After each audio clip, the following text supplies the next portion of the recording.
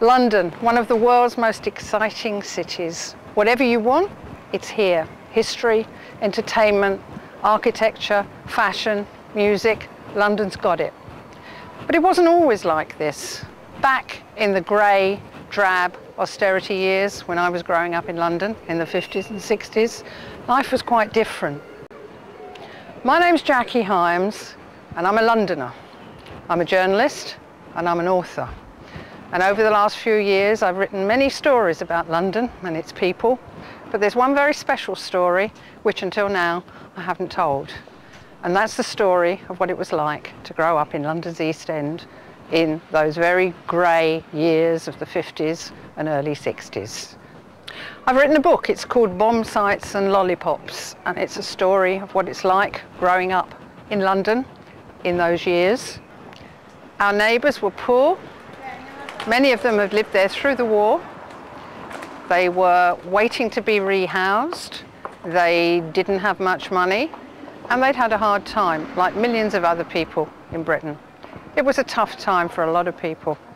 It was cold, coldest winters for centuries. There were coal shortages. There were all sorts of deprivations.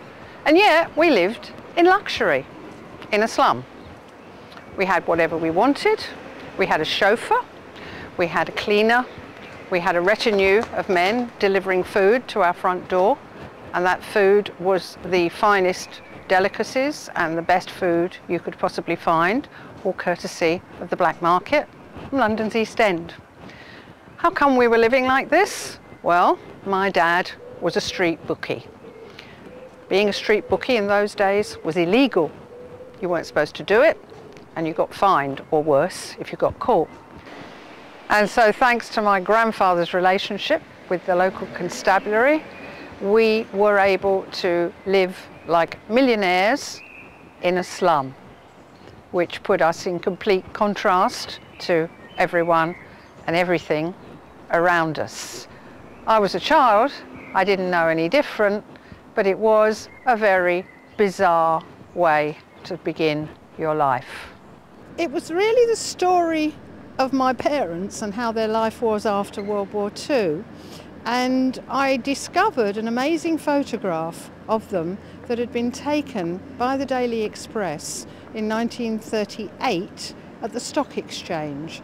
It was used by the Financial Times magazine to illustrate the 60th anniversary of the announcement when Chamberlain came back from Munich to say there wasn't going to be a war. And the reaction of the city was obviously very important. I had no idea this photograph existed, but there were my parents in their courting days, long before I was born, in the midst of the crowd at the Stock Exchange. And from discovering that photograph, I decided that I would like to tell their story because it was a very interesting time. I think there is obviously a great deal of interest in the austerity years. There is a great deal of nostalgia for those years because we do see ourselves as living in a more innocent time back then. They're black and white years, and I think sometimes we think the black and white years might have been better than the colour years, which started around the early 60s. But it's still really a bit of a myth that the 50s were better than the here and now.